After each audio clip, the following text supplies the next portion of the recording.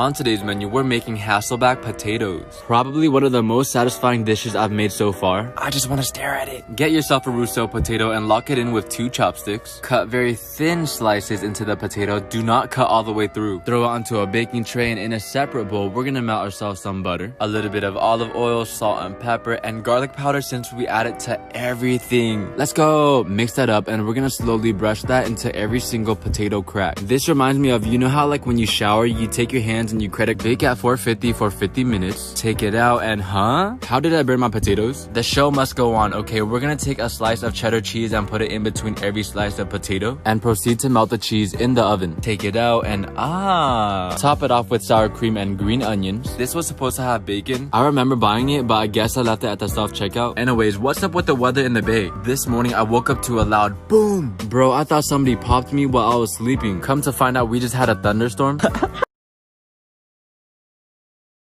On today's menu, we're making honey sriracha chicken wings. The first thing that you're gonna need are some chicken wings, of course. And in a separate bowl, combine baking powder, salt, pepper, and garlic powder. Now, this is not on the recipe, but I just added to everything like chicken, steak, cereal. Slowly coat your chicken wings with this mixture. This will basically allow the exterior of the chicken to crisp up in the oven without frying. Healthy, okay. Bake in the oven at 425 for about 20 minutes. Why is your chicken so ashy? Oh, it's not done. Flip it over and bake for another 40. Our sauce today is really just honey sriracha, rice wine vinegar, and a little bit of sesame oil. The oil really brings out that taste of Asian persuasion that we're looking for. Once your wings are done, just go ahead and combine it with the sauce. You can toss it in the air, or if you're not comfortable, you could use a spoon and mix it. Potato, it's the same thing. Finish it off with some sesame seeds and green onion. This cooking shit is easy. Watch this, watch this. Off the bone. Pause, and yeah, that's pretty much it.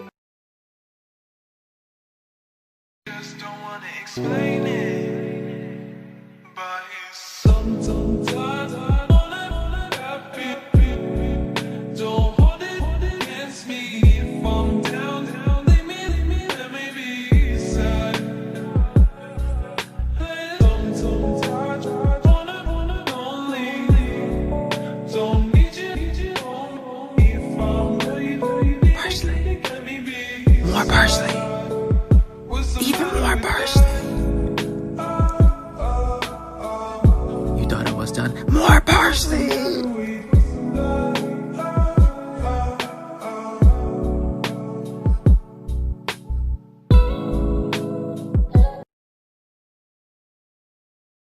On today's menu, we're going to make some tempura fried ice cream. First things first, get a couple scoops of your favorite ice cream. Usually strawberry or green tea works the best, but you could do whatever you want. Just freeze it for 1 hour. Moving along, get yourself some pound cake, aka the only cakes that we can pound these days. It's so hard to crack a smile these days. Anywho, make it flat because we're gonna use it to wrap our ice cream balls. And once it looks like a baseball, freeze it for another 2 hours. And we're back. For the tempura batter, it's really just flour, egg, and cold water. Mix it on up and it should look something like this. Okay. Dip your balls into the batter and flash fry for only like 15 seconds. Any longer and it's literally gonna turn into ice cream soup. When you cut into it, that's what I like to see. And yeah, that's pretty much it. Feel free to decorate it with whatever you want. Newton, why the hell is your ice cream like half melted?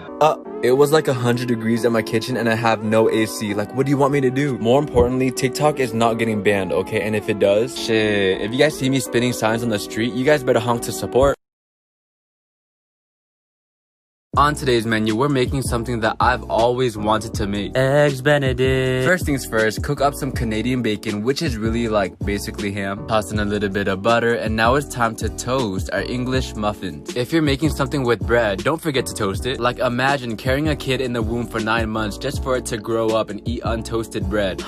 Get back in the womb. Anyways, moving along, it is now time to make our poached eggs. Crack an egg into a bowl and slowly throw it into some spinning, simmering water. Take it out after a few minutes and it's so ugly, but it's okay because we're gonna cover it with our holiday sauce. Egg yolk, lemon juice, a little bit of salt mixed together. Slowly add in some melted butter until it can coat the back of a spoon like this, and that's pretty much it. Plate it, sauce on top, a little bit of parsley. The funny part is this is actually cake. Wait for it.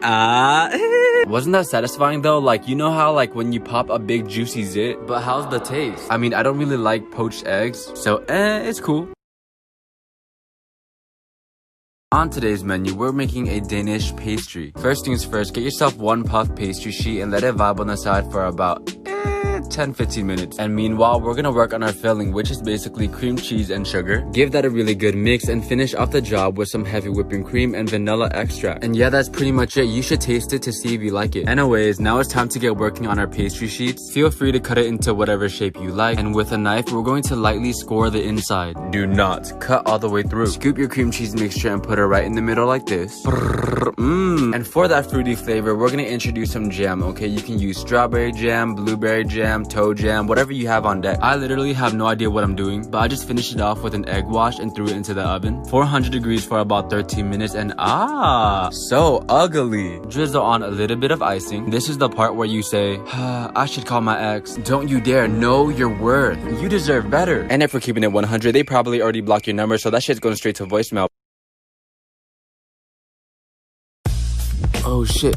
Hey guys, today we're gonna be making onion rings. In a big bowl, get yourself some flour, paprika, and garlic powder. I accidentally put in onion powder as well, but I don't think it made a difference, honestly. Throw in a little bit of pepper, salt, and our secret ingredient, which is going to be some beer. But what if I'm not 21? I remember those good old days. You can just use any other carbonated drink. Mix it until it's smooth. This is me giving beer one last try, and it still tastes like piss. And the worst part is some people will actually sit there and tell you that it tastes good. Huh? Pinocchio, is that you? Anyways, we're gonna cut up our onions into rings like so and lightly flour them to draw out any remaining moisture. And that's pretty much it. Take your onion, dip it into the batter, and then fry it in some hot oil until it's golden brown. Ooh! Take it out, and from this point, you can literally use whatever seasoning you want to top it off. For example, I use Lawry seasoning salt, but you can use like garlic powder, parsley. This cooking shit is easy. Now, do I recommend you make this? Yeah. If you don't live next to a Carl's Jr., Jack in the Box, Burger King, Yard House, and Arby's.